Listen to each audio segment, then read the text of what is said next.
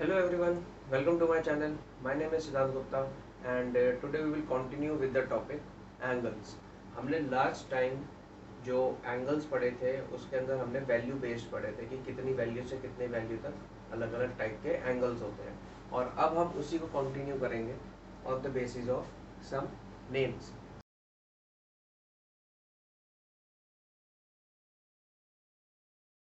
सबसे पहले हम बात करते हैं एडजेसेंट एंगल्स की। अब एडजेसेंट एंगल्स किस टाइप के होते हैं? Let me draw one figure. Last time हमने डिस्कस किया था कि एंगल्स हमेशा टू रेज से बनते हैं, टू रेज। तो यहाँ पर मेरी दो रे हो गई, ओ ए एंड ओ बी, दो रेज हो गई। अब मैं अगर एडजेसेंट एंगल्स की बात करूंगा, एडजेसेंट एंगल्स का मतलब होता है दो एंगल्स जिनके अंदर एक कॉमन वर्टेक्स हो और एक कॉमन आर्म हो। तो अभी यहाँ पे एक ही एंगल शो हो रहा है, मान लो मैं यहाँ पे एक रे और ऐड कर देता हूँ, यहाँ पर लिख देते हैं सी। तो अब हमारे पास दो एंगल्स ऐसे हैं, जैसे एंगल अगर मैं नेमिंग करूँ C O A and angle A O B, C O A और A O B, the angles or two angles which have same vertex, which have common arm, one common arm and one common vertex, those are known as adjacent angles। जिनके पास एक common vertex हो और एक common arm हो, तो इन दोनों angles के अंदर, जैसे एक ये वाला एंगल लिया है मैंने और एक ये एंगल लिया है, तो जब भी मान लो मैं एक एंगल ड्रॉ करता हूँ डी ए सी, मैंने यहाँ पे एक एंगल ड्रॉ किया, अब मैं एंगल को ऐसे मार्क कर दिया, तो उसकी नेमिंग में हमने सीखी थी, कैसे सीखी थी कि सेंटर वाला पॉइंट जहाँ पे एंगल बन रहा है उसको हम मिडल में रखेंगे, बाकी दोनों को आप ऐसे भी लिख सकते हो या ऐसे भी लिख सकते हो, ये हमने सीखा। अब इसके अंदर क्या करना है, यहाँ पर देखो, अब यहाँ पे मैंने दो एंगल्स लिए सी O A and A O B. ये वाले दो एंगल्स में मेरे पास कॉमन वर्टेक्स है ओ, दोनों में ओ आ रहा है, एंड मेरे पास एक कॉमन आर्म, देखो दोनों में सेम क्या है, सी ओ ए ओ ये रहा, एंड ए ओ बी ए ओ ये रहा। तो दोनों के पास एक कॉमन वर्टेक्स है और एक कॉमन आर्म है, तो ये दोनों एडजेसेंट एंगल्स होते हैं। एडजेसेंट का मतलब होता है साथ साथ, जिसके पास एक कॉमन वर्टेक्स हो और एक कॉमन आर्म हो। अब मैं एक और फिगर ड्रॉ करता हूँ, let's say this figure A B C D, और इसको ले लेते हैं ई।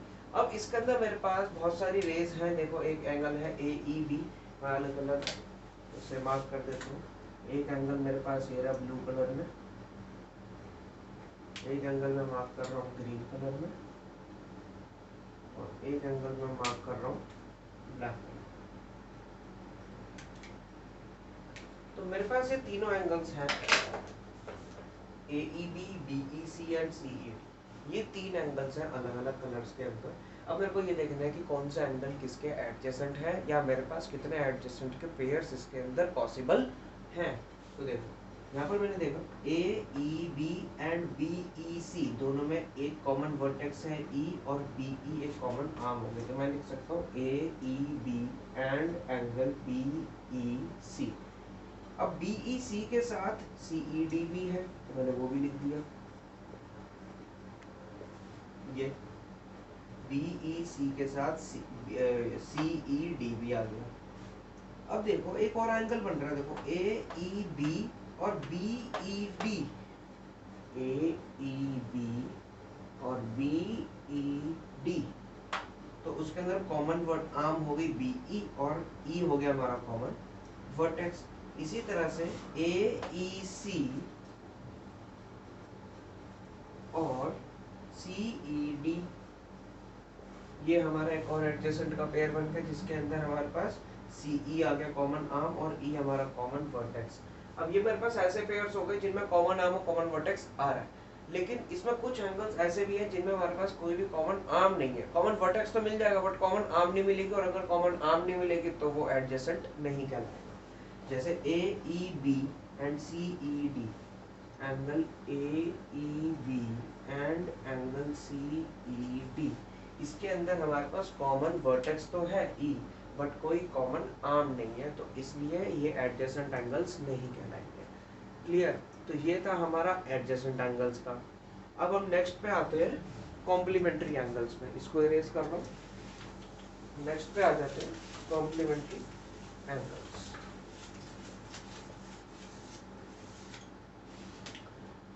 अब कॉम्प्लीमेंट्री एंगल्स होते हैं द टाइप ऑफ एंगल्स और a pair of two angles जिनका सम 90 डिग्री होता है, जिसके अंदर हम कोई भी दो एंगल्स लेते हैं, जैसे 45 degree plus 45 degree equals to 90, 60 degree plus 30 degree equals to 90 degree, 18 degree 72 degree equals to 90 degree etcetera. ऐसे एंगल्स के पेयर जिनको ऐड करेंगे तो हमारा 90 डिग्री आंसर आए, तो वो हो गए हमारे कॉम्प्लीमेंट्री एंगल्स के टाइप। अब इसके अंदर एक क्वेश्चन आता है कि which angle is equal to its complementary angle, तो 45 डिग्री क्योंकि दोनों इक्वल है। क्लियर। इसी तरह से एक और हमारे पास टाइप आती है सप्लीमेंट्री एंगल्स की। सप्लीमेंट्री एंगल्स का मतलब जिनका सम, यहाँ पर मैं लिख देता हूँ, सम शुड बी 90 डिग्री और इसमें सम शुड बी 180 डिग्री। तो सम 90 डिग्री वाले हमारे पास होते हैं, उनको बोलते हैं कॉम्प्लीमेंट्री। जिनका सम 180 होता है उनको बोलते हैं सप्लीमेंट्री। अब इसमें सप्लीमेंट्री के अंदर कैसे कैसे होंगे एग्जांपल, जैसे मान लीजिए 108 और 72 डिग्री दैट इज 180। अब इसमें क्या क्वेश्चन आएगा, which angle is equal to its supplementary.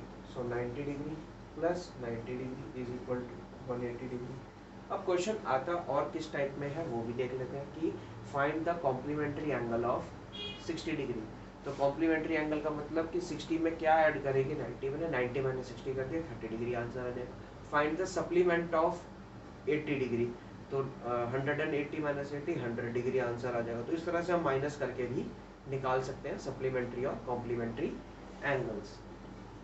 ये होगी हमारी कॉम्प्लीमेंट्री और सप्लीमेंट्री की टाइप। इसके बाद जो हमारे पास नेक्स्ट आता है वो है वर्टिकली ऑपोजिट एंगल्स। अब इसके लिए मैं एक फिगर ड्रॉ करता हूँ। वर्टिकली ऑपोजिट एंगल्स आपके तभी बनेंगे जब इंटरसेक्टिंग लाइंस बनेंगी। इंटरसेक्टिंग लाइंस हमने पढ़ा था कि लाइंस की ऐसी टाइप जो दो लाइंस एक दूसरे को कट कर रही हो या इंटरसेक्ट कर रही हो एक पॉइंट पे, ऐसे, तो वो हमारा इंटरसेक्टिंग लाइंस होती है। अब इंटरसेक्टिंग लाइंस हमेशा क्रॉस बनाएंगी। क्रॉस बनाएंगे तो हमारे पास चार एंगल्स बनेंगे। आपको दिखाता हूँ कैसे। ये मेरे पास हो गया ग्रीन कलर में दो एंगल, और यहाँ पर हो गया मेरे पास ब्लू कलर में दो एंगल। तो जब भी ऐसा बनता है तो चार एंगल्स फॉर्म होते हैं, जिसके अंदर जो मैंने ग्रीन वाले दो मार्क करे हैं, इसको 1 और 2 ले लेते हैं, इसको 3 और 4। तो angle 1 is equal to angle 2 and angle 3 is equal to angle 4। Vertically opposite का मतलब वर्टिकल यानी कि सीधा आमने सामने, ऑपोजिट मतलब सामने। तो 1 के सामने 2 है और वर्टिकली है, और 3 के सामने 4 है। अगर हम इसको ऐसे फिगर को ऐसे घुमा देंगे तो वो वर्टिकली हो जाएगा। तो इन क्रॉस जो भी हमारे पास एंगल्स सामने वाले होते हैं वो इक्वल होते हैं, इन्हीं को वर्टिकली ऑपोजिट एंगल्स बोलते हैं। और ये तभी बनेंगे जब लाइंस इंटरसेक्ट करेंगी। अब एक लास्ट टाइप है जिसके अंदर लाइंस इंटरसेक्ट करेंगे तो एक और चीज बनती है, वो है लीनियर पेयर। लीनियर पेयर का मीनिंग क्या है? लीनियर पेयर है कि अगर कोई भी दो एंगल्स इस टाइप से बन रहे हैं,